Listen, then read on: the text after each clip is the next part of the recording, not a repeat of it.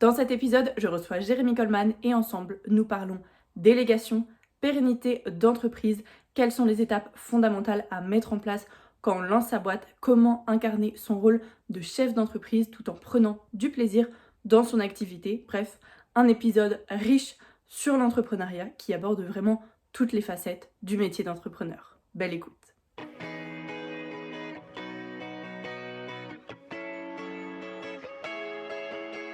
Bienvenue sur le podcast La Force est en toi, le podcast à destination de toutes les personnes prêtes à prendre le pouvoir de leur vie et déterminées à faire de leurs idées leur entreprise rêvée. On parle connaissance et amour de soi, organisation, réalisation de projets et entrepreneuriat. En solo ou avec un invité de qualité, je te partage les clés pour construire la vie qui t'inspire vraiment. Je suis Valentine Vranx, coach pour entrepreneurs et entrepreneuses spécialisée en développement personnel et lancement de projets. Je t'accompagne vers l'épanouissement grâce à la connaissance et l'amour de toi, afin que tu aies toutes les clés en main pour développer l'entreprise de tes rêves. Bienvenue Jérémy, bienvenue sur le podcast La Force est en toi. C'est vraiment un grand plaisir de te recevoir aujourd'hui. Peut-être que tu peux commencer du coup par te présenter vraiment dans les grandes lignes pour en savoir un peu plus sur qui tu es et puis on pourra aller un peu plus en profondeur après. Yes, ça marche. Déjà, merci Valentine de m'accueillir ici. Je suis content de pouvoir être là à partager, etc.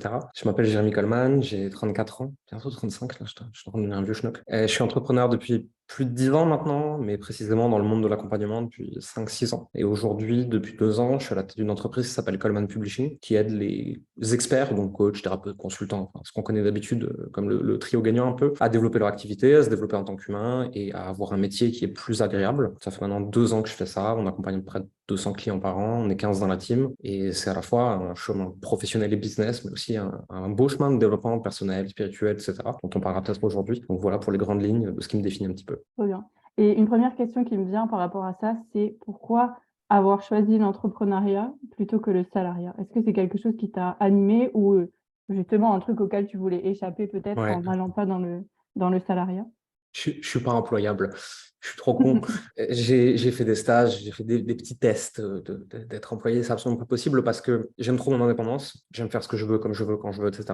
Mais plus que ça, j'étais pas capable d'appliquer des ordres qui venaient de ma direction, de ma hiérarchie, si je trouvais pas les gens au-dessus de moi profondément brillants et sans questionner tout ce qu'on me demandait. Donc, ce qui fait que j'étais très chiant comme employé. J'étais un très, très, très mauvais employé. En fait, je suis devenu entrepreneur parce que juste, j'avais pas le choix. C'était le seul chemin de vie possible pour moi. J'aurais pas pu être salarié, j'aurais été très, très, très malheureux en le faisant, quoi. Et j'aurais été mauvais en plus. Ouais, donc tu as choisi de pas te conformer dans quelque chose et de créer ta Ouais, propre façon de faire. ouais, c'est exactement ça. De manière générale, depuis petit, je rentre pas dans les moules, je rentre pas dans les cases, je rentre pas dans les cases. Et si plus jeune, ça a pu être une souffrance parce que je trouvais pas où j'appartenais. Ce sentiment d'appartenance est important pour un humain. Et je trouvais pas. Et puis au bout d'un moment, en fait, je me suis construit en opposition de tout ça. Tout est parti de blessures de rejet, tu vois. Et puis au début, tu en souffres et puis ensuite, tu transcendes. Et je me suis toujours construit en opposition, à savoir, vous voulez que je sois comme ça, je serai différent. Et je ferai ce que je veux. Et plus ça va vous énerver, plus ça va m'amuser, et plus je vais vous faire chier. Et en fait, je me suis construit comme ça. Alors aujourd'hui, je suis un peu plus apaisé que ça, tu vois. J'aime toujours faire le petit gamin de 3 ans qui vient faire chier le monde, mais c'est plus une réponse systématique, intérieure, basée sur une douleur, etc. Je trouve ça drôle de faire chier les gens, parce qu'ils ne comprennent pas et que ça me fait rire, quoi. Ouais, et aussi parce qu'aujourd'hui, du coup, enfin, de ce que je comprends en tout cas, c'est aussi une part de toi que tu as accepté et que du coup, tu fais de ta différence, on va dire, une force, alors que ça a pu être une souffrance avant.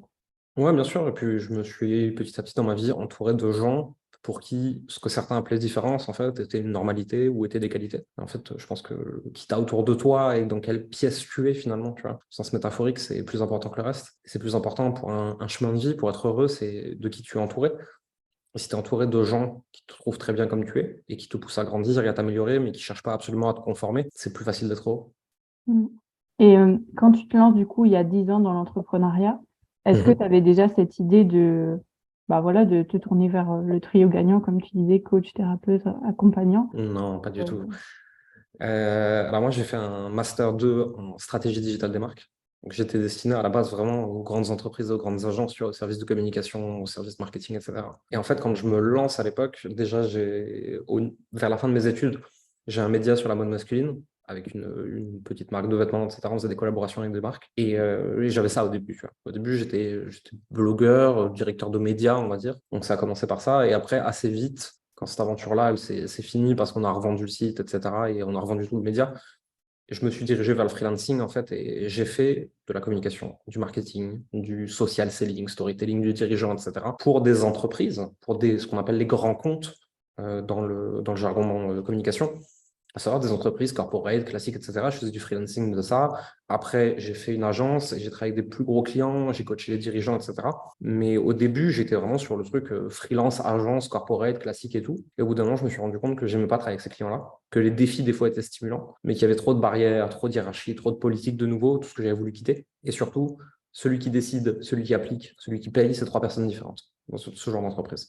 Et ça rend le truc très compliqué, très chiant. Et j'ai vécu des choses qui étaient des aberrations. On me demandait de cramer 80 000 euros de budget sur une campagne qui allait de toute façon pas fonctionner. Tout le monde le savait parce que c'était histoire de que de budget pour que ce soit renouvelé l'année d'après. Enfin, c'était un monde qui me convenait pas et qui me plaisait pas, tu vois. Et je respecte. Je vois leur place dans l'économie. Je vois à quel point des gens peuvent s'épanouir là-dedans, etc. Juste moi, j'étais pas heureux là-dedans. Et donc un jour, j'ai claqué la porte de ça. J'ai dit, je vais revenir à des entrepreneurs indépendants que j'avais connus en début de carrière, j'ai fait des stages là-dedans, etc.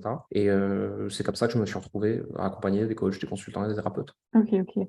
Ouais, donc c'est vraiment, on va dire, un peu comme aussi ton parcours pro, des éliminations de choses que tu ne voulais plus qui t'ont amené Ouais. sur aujourd'hui construire ton entreprise, même avoir des employés et tout ça. Justement, quand tu as commencé là-dedans, à accompagner du coup en tant que coach, plus que sur l'aspect marketing, comment est-ce que tu es arrivé petit à petit à faire grossir ta boîte? Ça a été quoi un peu pour toi les éléments clés qui t'ont permis d'arriver là où tu en es aujourd'hui, quoi?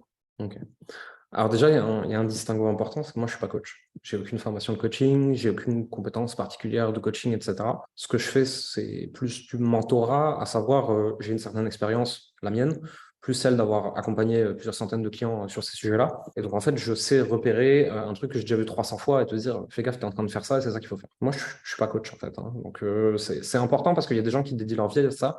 Et un coach fait un métier très différent du mien. Ensuite, derrière, si tu veux, j'ai commencé petit, tout simplement. J'ai commencé étape par étape. J'ai pris un client en consulting sur mon expertise métier, à savoir c'est la communication. Ensuite, j'ai pris un autre client et je l'ai accompagné dans son storytelling et sa démarche marketing. Puis un autre, puis un autre, puis un autre, toujours en m'affichant toujours publiquement sur les réseaux sociaux pour bâtir une audience, pour faire entendre ma voix, etc.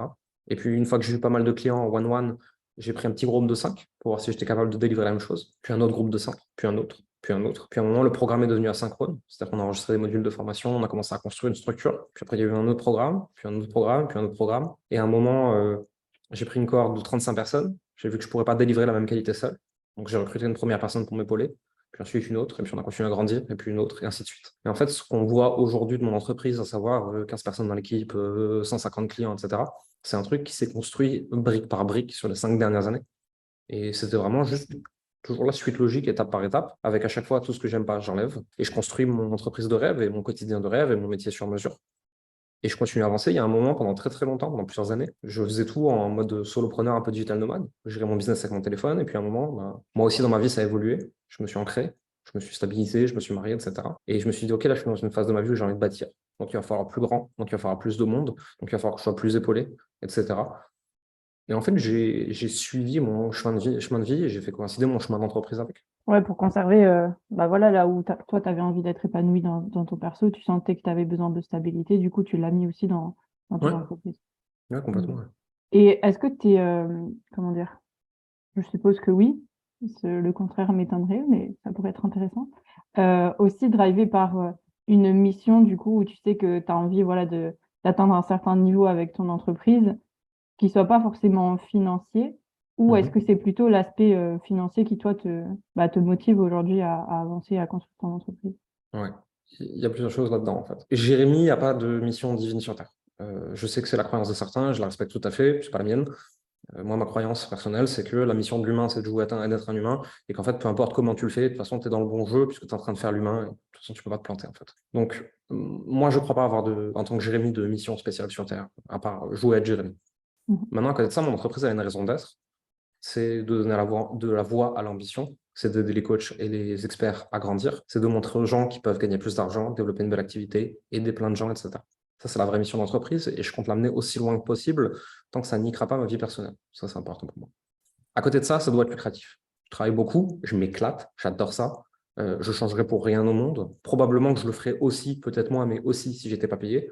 Mais il faut que ce soit lucratif. Il faut que ce soit fun. Après, à partir de tout ça, je ne serais pas obligé de continuer à grandir et de continuer à accélérer si je le faisais pour l'argent, parce qu'en fait, j'en ai déjà assez.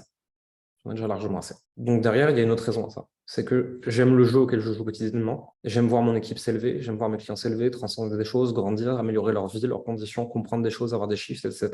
Et je pense que l'argent que tu reçois à titre personnel est une conséquence très cool, mais une conséquence de l'impact que tu crées.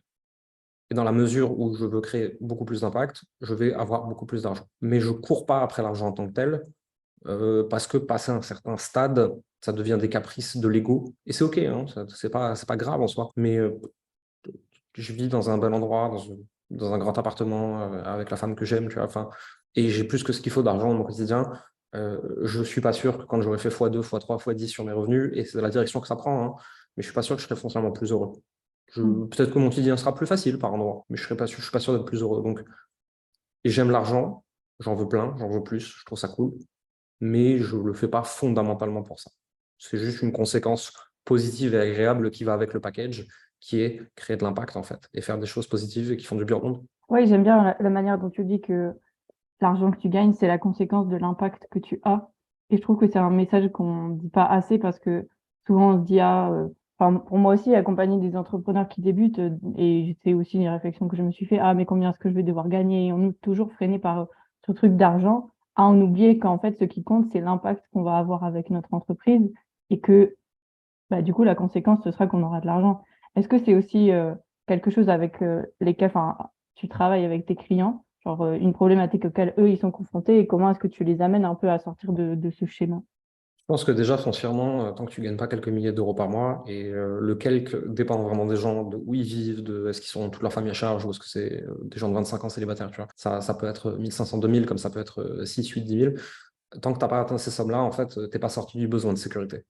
Parce qu'on est dans le monde qu'il est, que ce soit bien ou mal, ce n'est pas mon sujet. Il y a l'inflation, il y a les conditions qui deviennent plus difficiles, il faut être capable de bouger, etc. Tu vois. Et être capable de gagner quelques milliers d'euros par mois, déjà, c'est juste remplir son besoin de sécurité dans le monde actuel qui est en train de changer profondément. Tant que tu n'as pas atteint ça, je trouve que c'est presque dangereux de dire que tu ne le fais pas pour l'argent. Parce qu'en fait, tu as besoin d'en gagner plus. Juste sinon, tu ne fais pas des choix, tu subis ta vie. Une fois que tu as atteint ce palier-là, tu te rends vite compte par la force des choses que l'argent, on s'en fout et que ça va juste te permettre de, tu sais, c'est cette phrase de l'argent ne crée pas le bonheur, mais ça enlève les problèmes d'argent, c'est déjà pas mal du tout. Et en fait, une fois que tu n'as plus l'excuse de l'argent, tu te rends compte que tu es face à toi-même et que tu as plein de trucs à aller regarder, plein de trucs à aller chercher. Et donc finalement, avoir de l'argent, c'est aussi une façon d'avoir un certain développement personnel, parce que tu peux plus te planquer derrière l'argent. Tu es obligé d'être face à toi-même. Et donc tu grandis. Donc, faut déjà gagner de l'argent pour se mettre soi en sécurité, pour être à l'aise, pour pouvoir faire de vrais choix. Tu vois, s'il y a un client qui est toxique, mais que s'il ne te paye pas, tu ne bouffes pas, qu'est-ce que tu fais? Tu gardes le client toxique. Si tu es confortable financièrement, le client toxique, tu le dégages. S'il y a une personne que tu as profondément envie d'aider, mais qui ne peut pas payer, si tu as de l'argent, tu peux lui faire un plan de paiement, tu peux décider de faire un peu de bénévolat pour une fois, tu peux proposer des choses moins chères, tu peux faire plein de choses. Si tu n'as pas d'argent, cette personne, tu ne peux pas la prendre parce que juste, il faut que tu bouffes à la fin du mois. Et donc, en fait, d'abord l'argent, ensuite l'impact. Et c'est bien de se souvenir qu'on est là pour l'impact, mais il ne faut pas oublier que faut pas tomber dans le syndrome du sauveur, et il ne faut pas oublier d'être payé, en fait. Ouais, c'est ça. Ou de se cacher, de dire non, moi, je veux juste faire du bien et je m'en fous de l'argent alors que on en a quand même besoin, comme tu le dis. Ouais, ouais Du donc c'est bénévolat dans vraiment. ce cas-là. Ouais, ouais, c'est ça. Ouais, ou voilà, des mendiants, mais c'est ça. Alors, on se voile la face de. Parce que le but, voilà, c'est ça le but aussi d'une entreprise, c'est de faire de l'argent à un moment donné. Donc, il Ouais. faut bien que ça. Et tu l'as dit, c'est le but intrinsèque d'une entreprise. Le but d'une entreprise, c'est de faire du profit. Sinon, tu montes une association à but non lucratif. Et c'est OK, c'est très bien. Il n'y a pas entreprise mal, association bien. Il y a juste savoir à quel jeu on est en train de jouer. Le jeu d'une entreprise, c'est de gagner de l'argent. L'argent va permettre d'avoir plus d'impact. L'argent va mettre en sécurité le dirigeant. L'argent va mettre en sécurité les équipes. L'argent va permettre d'améliorer le produit et plein de choses comme ça. L'argent, c'est un outil au service d'eux. Mais l'entreprise a besoin de l'argent. Stop. Ouais, ouais.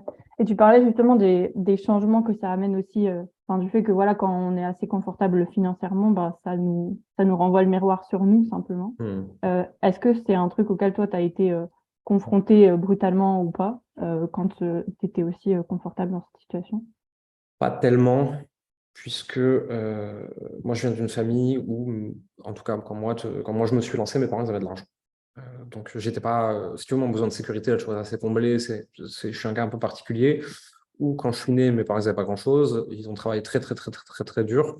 Mais quand moi, je suis arrivé à l'âge de rentrer dans la vie active, notre famille était confortable financièrement. Donc, moi, j'ai grandi avec ce truc de l'argent, il y en a partout, tout va bien, quoi. Donc, j'ai pas eu ce truc-là. Par contre, j'ai eu du coup à régler d'autres choses avec l'argent, en fait. Parce que mon père, il a travaillé très très dur pour que notre famille elle manque de rien. Donc, il n'était pas beaucoup là pendant mon adolescence.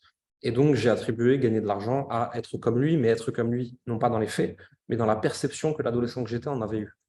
Et donc, j'avais attribué des trucs négatifs là-dessus. Et ces trucs-là, j'ai dû les enlever pour pouvoir gagner de l'argent. Puis quand j'en ai eu, en fait, j'ai commencé à voir des trucs que lui disait à l'époque et que je jugeais. Et je commençais à les voir de l'intérieur et me dire, ah, merde, ok, je comprends mieux. Donc moi, j'ai pas eu ce truc-là. Maintenant, avoir de l'argent que j'ai gagné moi-même m'a mis face à ce que mon père avait vécu et m'a permis de me rapprocher de lui et de vivre des choses. Et il y a plein de choses que j'ai compris, en fait. Et à chaque niveau de revenu que tu veux atteindre, il faut créer un impact différent. Donc, il faut être une personne différente. Et donc, il va falloir avoir des compréhensions qui sont différentes, puisqu'au final, tout part de soi. Donc, il y a qui je suis, qui change mes actions, qui change mon impact, qui change mes revenus. Et donc, en fait, à chaque fois que tu as eu des revenus, c'est que tu as eu des shifts émotionnels, personnels, spirituels, intellectuels, etc.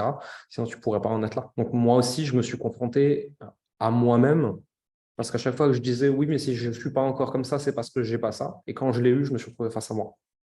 Sauf que moi, ce n'était pas corrélé foncièrement aux besoins de sécurité, c'est tout. Est-ce que tu as, enfin, tu vois, on parle de ces changements identitaires qu'on doit mettre en place et tout, et encore tout à l'heure, je l'ai vu dans ta story, genre, si tu veux être quelqu'un d'anormal, bah, il faut d'abord le devenir ou agir comme cette personne. Comment est-ce que justement tu as vécu un peu ces différents changements identitaires? Aussi, bah, le fait, par exemple, de passer de solopreneur à chef d'entreprise et chef d'une équipe, aussi, tout simplement. Comment est-ce que tu l'as vécu? C'était plutôt fluide pour toi ou ça t'a aussi amené à Non, vivre différentes choses? c'était super dur, mais j'ai été coaché, mentoré, accompagné tout le long, en fait. Je suis quasiment jamais seul. J'ai toujours quelqu'un qui m'accompagne sur des sujets différents, etc., selon là où je bloque. Donc, en fait, seul, j'y serais pas arrivé. J'ai besoin de gens qui m'ouvrent la voie, de gens qui me montrent, de gens qui me guident, de gens qui m'apprennent, qui m'expliquent, être coaché, être dans des masterminds, m'entourer de gens. Si j'ai un podcast et que je fais des interviews comme toi tu le fais aujourd'hui, c'est pour rencontrer des gens, pour qu'ils m'apprennent des choses en discutant, etc. Et la croissance personnelle et professionnelle, c'est un chemin qui est difficile. Mais si tu es bien entouré, il paraît beaucoup plus facile. Ouais, c'est quand même, ouais, comme tu disais au début, quoi, dans ta différence, c'est aussi l'entourage en fait qui t'a permis que tu t'autorises toi-même Ouais. à être toi. Je parle souvent, si tu veux, d'une notion que j'appelle la normalisation du succès. Si tu gagnes 1 000 euros par mois et que je te mets 24 sur 24 avec 4 personnes qui gagnent 10 000, je peux te garantir que tu es à la 5e dans les mois qui suivent. À cause de ça, il y a un autre truc avec l'identité qui est marrant, et je le disais il n'y a pas longtemps, nous aujourd'hui, notre identité d'entreprise, c'est à peu près 1 million par an. Si tu nous mets à 100 000, en 3 mois, on remonte à 1 million. Si tu nous mets à 10 millions, en 3 mois, on descend à 1 million, parce que notre identité n'est pas encore la bonne. Et tout part de l'identité. Comment on change son identité? En s'entourant de personnes pour qui c'est normal, pour voir comment ils réfléchissent, pour voir comment ils bougent, comment ils respirent, comment ils pensent, comment ils sont, comment ils se comportent, à quoi ils sont connectés. Et par mimétisme, tu peux apprendre des choses extraordinaires juste en étant au contact de ces gens-là. J'ai envie de te demander un peu, c'est quoi une des plus grosses galères que tu as eues entrepreneuriales, ou en tout cas un truc auquel tu n'étais pas préparé, et comment est-ce que tu t'en es sorti, enfin comment tu l'as vécu d'abord et comment est-ce que tu as pu sortir de ça? Je pense que le plus dur que j'ai vécu, c'était l'année dernière. C'était des vagues de haine. Et on ne parle pas de 3 haters et demi. Je te parle de milliers de personnes qui se mettent ensemble. En 2022, on a vécu une attaque par un YouTuber, une attaque par un média, ça c'était de la lugnote. Et ensuite, on a une communauté satirique, parodique, qui a décidé qu'on était des escrocs, avec une volonté très clairement affichée, je vais couler son entreprise et tu vas mourir.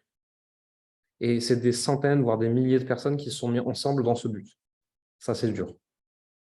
Ça, c'est dur parce que foncièrement, juridiquement, on aurait pu les ruiner, mais ils s'en foutent. Donc, ça sert à rien. Donc, en fait, il faut réussir à encaisser la haine gratuite toute la journée, avec ce sentiment d'injustice fort, en te disant, la seule chose que je peux faire, c'est de les ignorer assez longtemps, ils finiront par en avoir marre. Et ça a été le cas.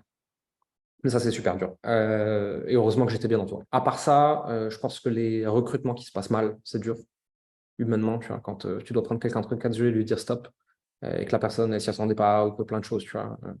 Moi, j'ai des personnes qui étaient en larmes dans les entretiens. C'est super dur humainement. Et en même temps, tu sais que tu fais ce qui est juste aussi bien pour toi, pour l'entreprise et pour cette personne. Parce que si c'est pas la bonne personne, elle ne doit pas rester à cette place-là.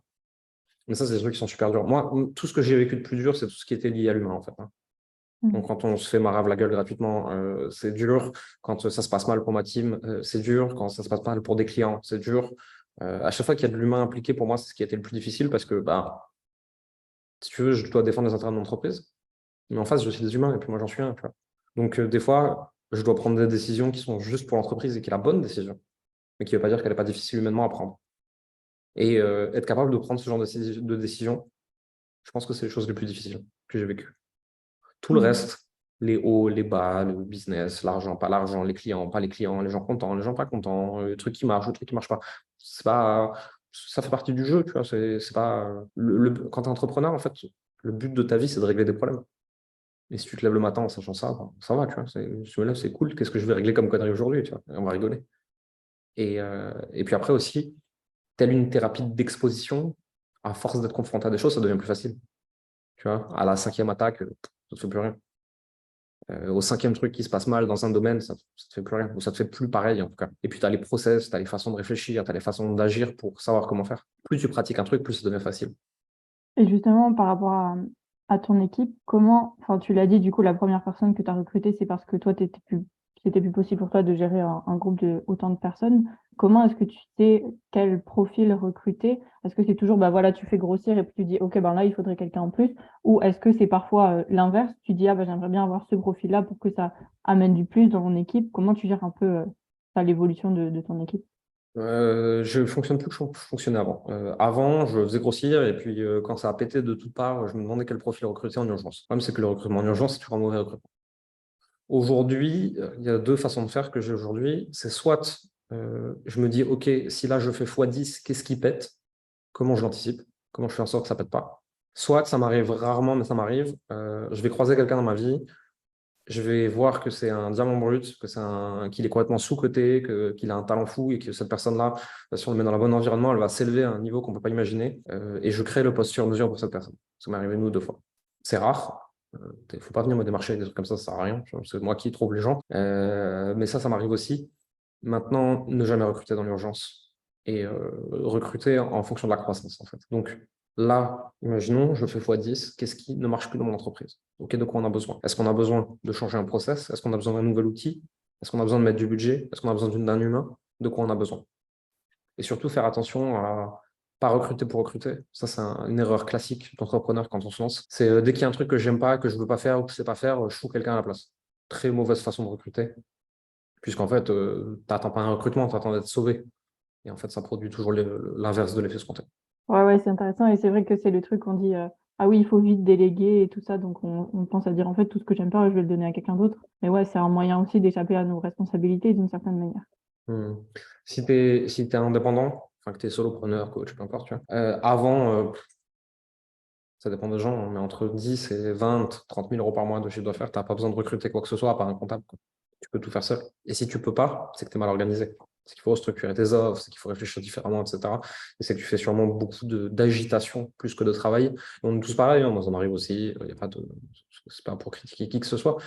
On a tous tendance à vouloir remplir nos journées pour se donner bonne conscience et se montrer qu'on travaille dur. Justement parce qu'on est ancré dans ce travail dur, il faut l'avoir mérité, il faut le prouver, etc. Et en général, tu peux diviser ta charge de travail par 10 pour exactement les mêmes revenus si tu fais un peu attention. Ouais, et c'est vrai que souvent on se dit bah, c'est aussi la croyance, ça, comme tu dis, il faut travailler dur pour mériter de l'argent, pour mériter ce qu'on fait et être reconnu, alors qu'en fait, parfois moins on en fait, mieux c'est parce que c'est voilà, c'est réussir à se concentrer sur les bonnes actions aussi Voilà, qui vont exactement. nous amener les bons résultats et pas remplir pour dire de Faire remplir. mieux, pas faire plus. Ouais, fais le mieux est l'ennemi du bien, c'est pareil. Des phrases de clichés, mais qui ont leur sens aussi. Si c'est des phrases Mm. qu'on se répète depuis 500 ans, en général, il y a une raison, tu vois. Ouais. Et moi, il y a un exercice que j'aime bien donner à mes clients. Je prends leurs revenus initiaux, je fais OK, comment tu fais fois 100? Et là, ils vrillent en général. Tout simplement parce que si je te dis comment faire plus 20 ou plus 50%, tout le monde est capable de l'imaginer et la réponse qui sort, c'est plus, faire plus. Mais tu sais que si je te dis de faire fois 100, tu ne peux pas faire 100 fois plus que ce que tu fais, c'est pas possible. Donc tu vas devoir chercher d'autres façons de faire. C'est là que ça devient intéressant. Ouais, c'est intéressant. Ceux qui nous écoutent peuvent aussi faire l'exercice, se poser cette Mm. question. Ouais, et c'est vrai que c'est aussi un exercice que j'ai fait il y a pas longtemps. Et en fait, ça te met directement le doigt aussi sur le problème qu'il y a aujourd'hui. C'est que certainement que tu fais trop, mais trop de pas ce qu'il faut. De rien. C'est ça, trop de rien. Donc, ça ne sert à rien de continuer comme ça. J'ai eu écho qu'il y a des changements qui s'entamaient dans la manière de gérer ton entreprise, de faire les choses. Est-ce que tu pourrais déjà un peu nous parler de ça? Oui, bien sûr. J'ai des phases dans ma vie, si tu veux, où soit je suis très dans mon côté yang, dans le faire, très brutal d'ailleurs, hein. Et c'est assez mon tempérament naturel, hein. Et j'ai des phases dans ma vie où je me rééquilibre côté yin et j'ouvre la place à plus de choses en lien avec soi, avec le développement personnel, avec le développement spirituel, avec le côté énergétique, avec la visualisation, manifestation dans ce que ça a de vrai, pas les conneries qu'on raconte, hein. La manifestation, je suis très pour à partir du moment où on n'oublie pas la dernière étape, c'est-à-dire prendre des actions inspirées. Je suis anti, je vais chanter des chansons, l'argent va arriver. Ça n'empêche pas d'agir. Et si tu veux, je sors d'une grosse phase où j'étais très, très yang, très, très dans mon yang, vraiment concentré là-dessus. Parce que la dernière fois que je m'étais ouvert plus de mon côté yin, j'avais attiré ce que j'appelle les hippies cristal magiques qui veulent rien foutre, mais qui veulent tous être très riches. Et je pense que ça m'a un peu gonflé et par surcompensation, je suis reparti de l'autre côté pleine balle. Là, je suis en train de me rééquilibrer sur mon côté yin, de m'ouvrir plus, de prendre le temps, de souffler. Et ça m'a aussi permis de prendre du recul de mon entreprise, de créer la suite, de créer une vision plus grande, de dire, OK, on va arrêter de jouer petit, on va arrêter de jouer avec le mental, on va aller jouer avec le cœur, on va faire quelque chose de beaucoup plus grand que ce qu'on pensait. Et ça commence aujourd'hui, etc. J'ai des phases comme ça. Et je suis sûr que dans 6, 12, 18 mois, j'aurai peut-être de nouveau une phase yang, et ainsi de suite. Je pense pas qu'il faut chercher l'équilibre. Je pense qu'il faut chercher le déséquilibre permanent, justement. C'est comme ça qu'on progresse. De même que j'ai des périodes où pendant 3, 6 mois, je lis que des livres de marketing et de business, comment faire des emails, comment mieux vendre, comment structurer l'entreprise, comment recruter. Et j'ai des périodes où je lis des trucs énergético-magiques, ou alors sur la voie de Bouddha, ou des choses comme ça. Et dans ces moments-là, je touche plus à un truc de vente ou de marketing, je veux plus rien savoir. C'est un chemin, je suis toujours zigzagué d'un côté à l'autre. Et là, depuis peu, je retrouve un côté plus yin, je pense. En fait, je me demande, tu vois, bon, vu que quand on est solopreneur, voilà, on va dire que nos états d'âme, entre guillemets, ne dépendent que de nous. Donc, en soi, bon, c'est plus simple, peut-être d'une certaine manière, que en étant voilà, à la tête de ton entreprise, avec ton équipe et tout ça, comment est-ce que tu gères justement toi, tes envies, tes différentes manières de penser, d'agir et tout ça, par rapport au fonctionnement de ton équipe? Est-ce que ça a un impact là-dessus ou finalement c'est chacun fait son taf et puis chacun avance et ça n'a pas forcément d'impact? J'ai un copain qui est coach et qui travaille avec des dirigeants de start-up essentiellement et qui dit cette phrase que j'aime beaucoup, beaucoup. Les névroses de l'entrepreneur deviennent les névroses de l'entreprise. De toute façon, en tant que dirigeant, tout ce que tu vis, tout ce que tu es, toutes tes humeurs, tout ton mindset impacte directement la boîte et les gens qui travaillent à l'intérieur. Et ses résultats. C'est immédiat et tu ne peux pas faire autrement. Il faut juste l'accepter, comme ça tu gagnes du temps. Ou alors c'est que tu es complètement retiré de ton entreprise et que tu ne fais plus rien. Dans ce cas-là, ça n'a rien de revenir. Après, j'ai la chance d'être assez bien entouré et d'être dans mon rôle de CEO et pas autre chose. À savoir, c'est moi qui tire vers l'avant. Genre, on va par là, j'ouvre la voie. Et je suis de moins en moins dans le quotidien de l'entreprise. Donc, en fait, si j'ai un moral de merde, ce qui peut arriver, hein, ils sont capables de gérer les opérations courantes. Il y a moins de vision, on les sent moins animés. Les clients sont moins animés aussi, du coup. Mais la boîte, elle périclite pas. Puisqu'en fait, tout le monde sait ce qu'il a à faire au quotidien. Donc, j'ai le temps, si j'ai besoin, de faire un retour à moi, un repli sur moi, pour regarder ce qu'il y a à l'intérieur et pour revenir avec une nouvelle vision plus grande ou différente. Maintenant, effectivement, à partir du moment où on a beaucoup de clients et on a une équipe, tu réfléchis plus que pour toi. Tu réfléchis aussi en tant que collectif. Et je ne pense pas qu'il faille chercher à se sacrifier pour le collectif. Je crois plutôt à l'égoïsme. Et en fait, mon but, c'est d'aligner les égoïsmes de tous. Donc, comment je fais pour que Jérémy qui pense pas qu'à sa gueule, l'entreprise qui pense qu'à sa gueule, et chacun des acteurs de l'entreprise qui ne pense qu'à leur gueule, aient envie d'aller tous dans la même direction. Là, il faut trouver un moyen de gagner tous ensemble. Et si on arrive à faire ça, chacun peut continuer à être le plus pur de ce qu'il est, à savoir penser qu'à sa pomme, c'est profondément humain, mais on a réussi à aligner les égoïsmes de chacun. Et si on arrive à faire ça, ça avance mieux. Et concrètement, comment est-ce que ça se matérialise? Ça va dépendre, hein, c'est sur quel projet tu as envie de travailler, incentiver les équipes en fonction des profits de l'entreprise, donc mettre des bonus en fonction des profits de l'entreprise.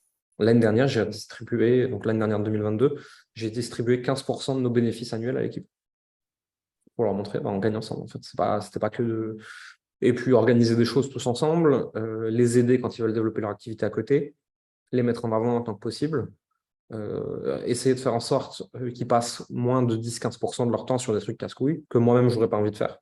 Donc, pas filer la merde aux autres. Tu vois, c'est essayer plutôt d'enlever la merde, ou alors que chacun en ait le moins possible au quotidien. Essayer de faire en sorte que tu aies des métiers un peu inspirants et un peu drivants, quoi.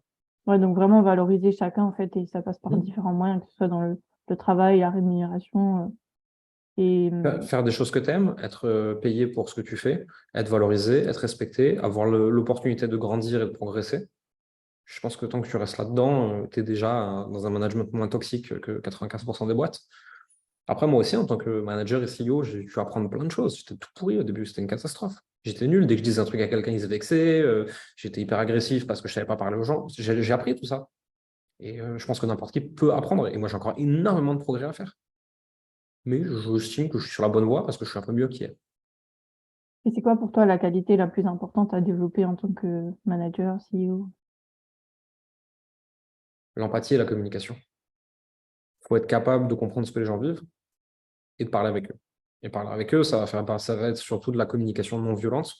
Donc, voici les faits. Moi, j'ai ressenti ça. J'aimerais bien ressentir autre chose. Qu'est-ce qui s'est passé de ton côté? Qu'est-ce que toi, tu as vécu? Quels sont les faits d'après toi? Qu'est-ce que toi, tu as ressenti? Qu'est-ce que tu aimerais ressentir? Et c'est vraiment de discuter comme ça avec les gens. Et à côté de ça, ton rôle de CEO, c'est d'être ferme. Quand tu dois manager des gens avec un rapport de subordination, tu vois, donc des gens qui sont potentiellement en dessous de toi en termes de finalité de la décision, tu vois, c'est pas humainement, ils sont en dessous, tu s'en fous, ça, c'est juste qu'en fait, c'est moi qui ai le dernier mot. Euh, il faut être capable de faire preuve de fermeté et d'empathie. C'est-à-dire écouter, comprendre, entendre, tenir compte. Et à la fin, mon job, c'est de décider, en fait. Mon job, c'est de prendre la décision et d'assumer les risques. Eux, ils n'ont pas assumé ce risque-là, du coup, ils ne décident pas. Par contre, j'ai le droit de les écouter. Et en fait, c'est communiquer et faire preuve de fermeté et de douceur et de compréhension et d'humanité. C'est pas simple, hein, c'est un sujet difficile, tu vois. Et de la même façon que là, je te dis ça, mais c'est facile de le dire. Je suis sûr qu'il y a encore plein de moments où je le fais pas, tu vois. J'écrivais un post sur LinkedIn l'autre jour sur les valeurs d'entreprise. On a toujours tendance à faire la même connerie tous. C'est-à-dire que je placarde des valeurs d'entreprise que j'aimerais avoir, je fais un joli deck avec des couleurs et je dis voici nos valeurs. Il y a un gros gap entre ce que tu fais une placarder sur le mur et la réalité de ce que les gens vivent. Donc, il faut regarder ce qui se passe au quotidien. Il faut dire, OK, quelles sont les valeurs qu'en fait on incarne vraiment. De la même façon que je peux te faire des grandes phrases sur la communication, parce que c'est l'idéal vers lequel j'aimerais tendre. C'est l'image que j'aimerais avoir de moi. Il y a plein de fois où j'y arrive pas encore. Par rapport à toutes ces notions de communication et tout, et comme tu disais, d'échanger avec ton équipe, c'est aussi ce principe de feedback, d'avoir une certaine humilité aussi en tant que Ouais. dirigeant pour consulter les équipes et réussir, même si tu dis il n'y a pas trop d'échelle, à se mettre quand même à leur niveau, en tout cas, de comprendre ce que eux ils vivent pour pouvoir aussi, toi, améliorer ta façon d'être et d'agir. Non, complètement. Ça sert à rien d'avoir une équipe si tu les écoutes pas. Dans ce cas-là, de toute façon, maintenant, avec les IA, on n'aura bientôt plus besoin. Si tu veux du presse-bouton, tu auras du presse-bouton, du vrai, tu vois. Faire du presse-bouton à des humains, quand aujourd'hui des machines peuvent le faire, je trouve ça un peu nul. Alors, on en fait tous un peu au quotidien sur deux, trois petits trucs qu'on bidouille et tout, tu vois, mais enfin, si tu fais travailler des gens, valorise leur expérience, leur expertise et écoute-les, en fait. Sinon, c'est rien qu'ils soient là. Et si tu n'as pas envie de les écouter, c'est qu'ils n'ont rien à foutre dans ta boîte. Aussi simple que ça. Et sur quels critères, justement, tu te bases quand tu recrutes des gens? Bon, on a parlé de, voilà, si tu recrutes plutôt parce que tu as besoin ou quoi, mais est-ce que tu vas Euh, checker plutôt les compétences ou, comme tu dis, les valeurs de la personne, un peu comment Ça tu dépend des postes. sélectionnes, ouais. Sur des postes d'opération courante, je regarde le comportement, les valeurs, qui ils sont, leurs expériences passées. Je leur fais tester un truc, je regarde si ça se passe bien, etc. Parce que derrière les compétences, ça se forme facilement. Sur des postes à haute responsabilité managériale, des directeurs de pôle ou des choses comme ça, là, il faut que la personne elle sache ce qu'elle fait. Elle ne peut pas venir apprendre, tu vois. En fait, elle doit venir et c'est elle qui doit nous apprendre. Donc là, je regarde compétences, expérience passée, comportement, valeurs. Tu crées des scorecards, à savoir, je veux ça, ça, ça, ça, ça, ça, ça. Si la personne n'est pas à 80%, c'est pas la peine. Ou alors, il faut vraiment qu'il y ait un miracle, quoi. C'est une personne qui a 50, ça veut dire qu'elle fait que la moitié du job, quoi. Donc, faire attention. Donc, ça dépend vraiment des postes d'opération. Je regarde essentiellement les valeurs, le comportement, la personnalité. Des postes de direction, je vais regarder là vraiment les compétences et le background. Ouais, ouais, donc encore une fois, ça dépend vraiment de ce que tu as besoin aussi et de ce que tu attends du profil que tu recherches, quoi. Ouais. De la même façon, regarde, si tu dois recruter un aide-soignant, les compétences d'aide-soignant, t'en fous, tu le formes. Ça prend 6 mois, 12 mois, 18 mois, 24 mois, j'en sais rien combien de temps ça prend de former un aide-soignant, mais on sait qu'on est capable d'en former. Mm. Et plutôt à l'appel, c'est d'ailleurs malheureusement pour ça qu'ils ne sont pas assez payés. Demain, tu dois avoir un mec qui doit prendre la décision finale sur l'opération cardiaque du président de la République. Tu ne prends pas un mec qui est sympa et qui est minutieux, mais qui n'a jamais fait ça. Mm. C'est pareil dans une boîte. Un poste de direction, il faut des experts, tu n'as pas le choix. Sinon, l'entreprise est à risque. Des postes d'opération, si la personne elle a le bon état d'esprit, les bonnes valeurs, la bonne culture, la bonne personnalité, tu peux la faire monter en compétences. C'est intéressant ouais, un peu de déconstruire ce qui se passe au sein d'une boîte parce qu'on voit souvent voilà, tout ce qui est à l'extérieur, pareil, tout ce qu'on montre de joli, de beau, de sympa, comme tu disais, afficher ses valeurs sur les réseaux sociaux. Mais, Ouais. et je pense que c'est aussi un idéal que beaucoup aimeraient bien atteindre, voilà, de dire ouais, trop bien, avoir une équipe et tout, alors qu'en fait, ça inclut plein de choses. Et je pense que c'est important aussi d'être conscient que quand tu vas être CEO, manager, chef de ton entreprise, des clients, en fait, tu fais plus du tout les mêmes actions que quand tu étais tout seul. Non, mais après, ça dépend. Tu peux construire aussi une boîte où tu fais à 80% ces actions-là. Moi, j'ai choisi d'incarner pleinement mon poste de dirigeant parce que c'est ça qui m'éclate. Et je fais encore un peu du marketing dans ma boîte. Mais je connais des gens qui sont au même niveau que moi et en fait, ils passent encore 80% de leur temps à faire du coaching. Parce qu'ils ont structuré leur boîte de cette façon-là. Moi, je la structure autrement et c'est OK aussi. Je pense que ça dépend vraiment de comment tu structures ton entreprise. Et pour tout ce qu'on disait avant, tu vois, de placarder ses valeurs, machin, il ne faut pas oublier aussi pour ceux qui nous écoutent que de toute façon, tout ce que je dis est à prendre avec des pincettes et avec un peu de recul. Parce que non seulement je peux que m'exprimer par rapport à ma propre conscience de moi et de ce que je dis. Ça se trouve, tu demandes à mes équipes, ils vont dire le contraire de ce que je viens de raconter. Hein. C'est possible, j'en sais rien. Et en dehors de ça, je suis dans un podcast en train de faire mon show, entre guillemets. J'essaie d'être aussi authentique, aussi transparent que possible, mais nécessairement, je suis dans un exercice de représentation. J'ai des éléments de langage, j'ai des habitudes de discours, etc. Il y a probablement à minima 3-5% de tout ce que j'ai dit qui sont des trucs, si je regarde de plus près, en fait, j'ai un peu enjolivé. Parce que c'est l'exercice qui veut ça. Donc, de toute façon, quand les gens ils écoutent un entrepreneur, un CEO, un dirigeant, ce que tu veux qui les inspire, prenez toujours un peu de recul et demandez-vous, OK, ça c'est ce qu'il a dit, quelle est la réalité? Il y en a pour qui ça colle à 90-95% que la réalité, et il y en a ça colle à 5%, quoi.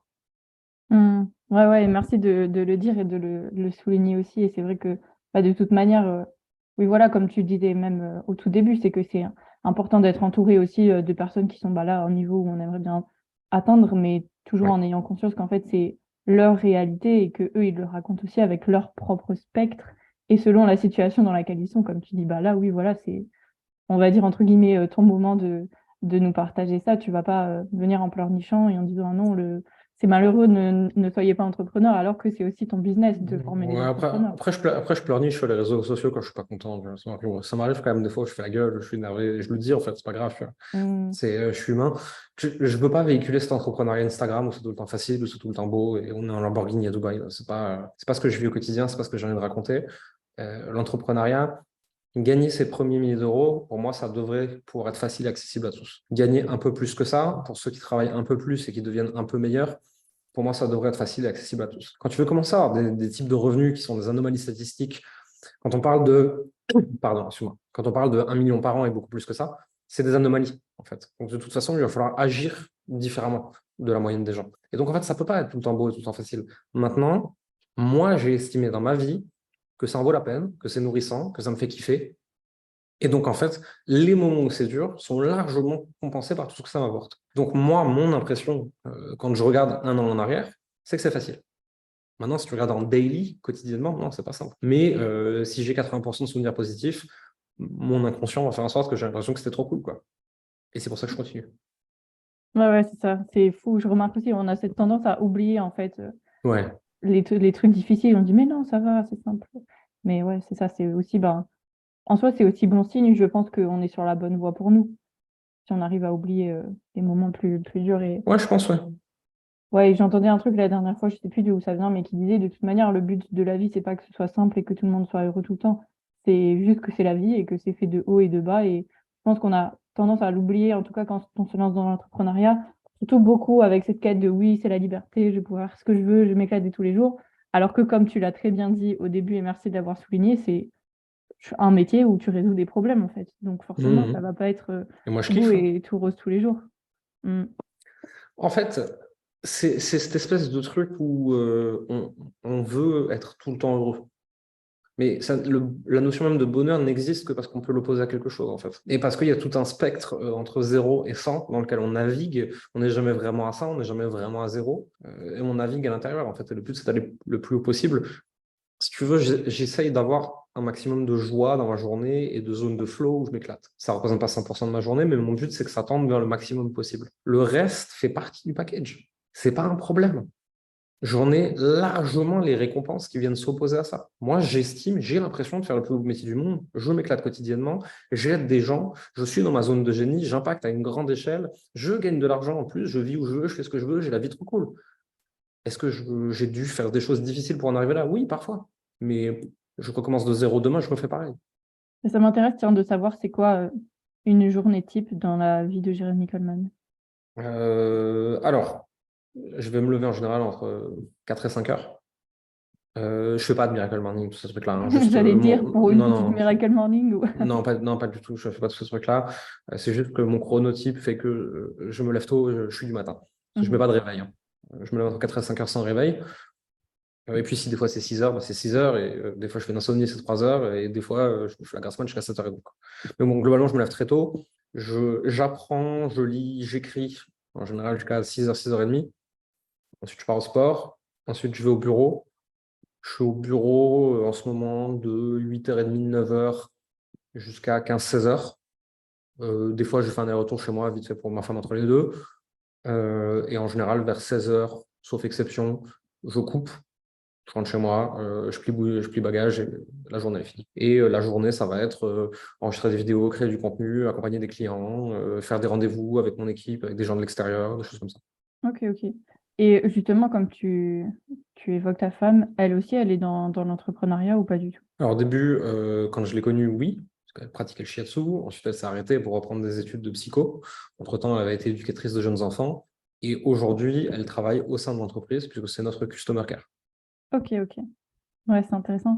Et comment ça se passe du coup, forcément, la question me brûle les lèvres, entre le fait que ce soit en même temps ton employé, mais en même temps c'est aussi ton épouse. Est-ce que c'est simple de faire la différence, ouais. Le seul truc qui est chiant, c'est que du coup, le boulot occupe encore plus de place qu'avant. Déjà, moi, je suis un obsédé de ce que je fais, donc en fait, on en parlait déjà beaucoup. Mais là, vu que maintenant, ça la concerne encore plus, on en parle encore plus qu'avant. Donc, potentiellement, qu'il soit 6h du matin ou 22h, s'il y en a un qui a envie de dire un truc, il le dit. Comme ça, il y a moins de coupures et ça, c'est pas toujours évident. Et on est encore en train d'apprendre à naviguer avec. Maintenant, pour le reste, je m'en fous, puisque j'écoutais son avis avant qu'elle travaille chez nous. Sauf que maintenant, en plus, elle est à l'intérieur. Je valide et respecte ses compétences. Donc, en fait, j'écoute ce qu'elle me dit et il n'y a pas de rapport hiérarchique entre elle et moi. C'est-à-dire, elle est responsable d'un truc que moi, je ne sais pas faire comme elle. Et donc, c'est elle qui me dit comment ça doit être fait. Donc, en fait, c'est comme si j'avais pris une consultante experte d'un domaine. Tu vois, c'est pas le fait que ce soit mon employé, en fait, on s'en fout. Ouais. Donc, ça ne crée pas de problème. Ça. Et même par rapport aux autres personnes de l'équipe non plus, ça reste. Non, puisqu'ils reconnaissent son expertise là où elle est. Et elle fait en sorte, elle, de ne pas avoir un avis qui serait directif sur les sujets qu'elle ne maîtrise pas. Et elle le fait très bien. Et les sujets qu'elle maîtrise, tout le monde reconnaît dans l'équipe qu'elle la maîtrise et tout le monde l'écoute. Ouais, c'est intéressant de voir comment. Encore une fois, c'est comme tu disais au début aussi, tu te sers des forces de chacun et des valeurs de chacun pour créer en fait une harmonie, quoi. Peu importe le rôle que la personne peut avoir dans la vie personnelle. Valoriser là où les gens ils sont bons. Marie, en tant que customer care, elle est extraordinaire. Et donc, c'est pour ça qu'on l'a mis là. Et c'est tout, en fait. Et est-ce qu'à un autre poste, elle aurait été extraordinaire? J'en sais rien. Peut-être qu'on aura l'occasion de le voir dans le futur, si elle a envie de prendre plus de place dans l'entreprise. Et c'est pas le cas, c'est OK aussi.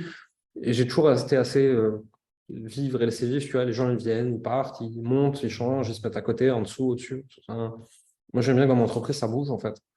Et s'il y en a qui me dit demain, moi, le poste où je suis, il me plaît pas, je veux faire ça. Si ça a du sens et que tu es assez bon et qu'on cherche quelqu'un, OK, go, faisons un test. Si j'estime que non, je te dirai non et tu peux partir ou continuer ce que tu faisais et les deux sont OK. Il n'y a pas de grief. Une entreprise, c'est un organisme vivant d'une certaine façon et c'est bien que ça bouge à l'intérieur. Et c'est quoi un peu pour toi le secret d'une entreprise qui dure, on va dire? Il faut être animé par ce qu'on fait. Il faut vraiment que ça nous plaise. C'est-à-dire qu'il ne faut pas le faire pour le résultat. Il faut le faire pour le chemin. Et le résultat n'est qu'une conséquence agréable du chemin. Si tu n'es pas là pour le quotidien et pour le chemin, tu ne dures pas. Parce qu'en fait, le résultat, tu finiras par l'atteindre. Et là, tu auras un moment de vie de dépression. De toute façon, tout objectif n'est là que pour appeler l'objectif suivant. Il y a cette phrase que je répète tout le temps, sans jamais me souvenir d'où elle vient, c'est en haut de la montagne du succès, il n'y a que toi et tous les efforts que tu as fait pour en arriver là. C'est bien de regarder en haut de la montagne parce que c'est marrant, ça donne un but, mais tout en sachant que le but, c'est le chemin, et que quand tu arriveras en haut de la montagne, tu découvriras qu'il y en a eu au-dessus, tu repartiras de plus belle, quoi. Donc, pour durer, aimer le chemin. J'ai envie de te poser une dernière question, un peu voilà, qui va résumer aussi tout ce qu'on a raconté.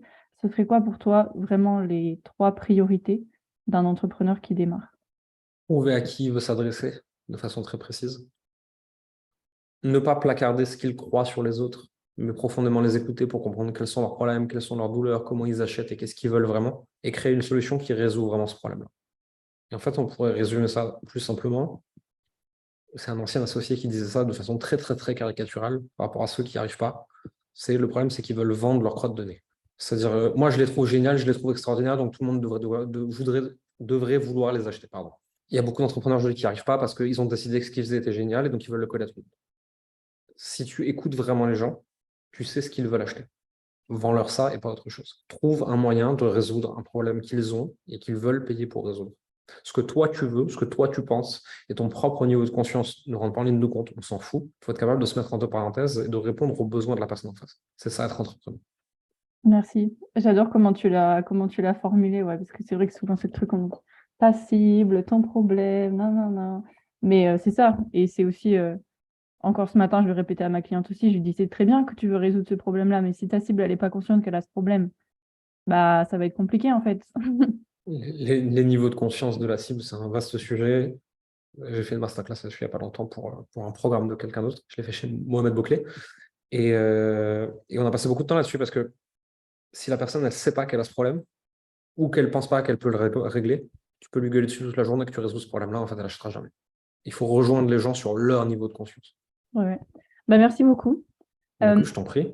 2 petites questions pour conclure. Si tu avais une ressource à recommander, que ce soit en termes de livres, podcasts, documentaires ou autre, une ressource que tu aurais envie de partager. Pour des personnes qui parlent anglais, je leur recommande de lire John DeMartini. C'est un auteur qui a explosé la tête de tout le monde et qui n'a jamais été traduit en français, qui a fait des livres très, très, très, très bien, et tout le coaching francophone sur le travail de dépolarisation, etc., vient de chez lui. En français, sur la même chose, il y a Pierre David, qui a écrit l'Identité gagnante, qui reprend une partie du travail de DeMartini, mais qui l'a aussi complètement remasterisé à sa sauce et à sa façon de voir les choses. Et c'est, je trouve, en France, qui s'en rapproche le plus. Donc d'écouter ça, ça peut être pas mal du tout.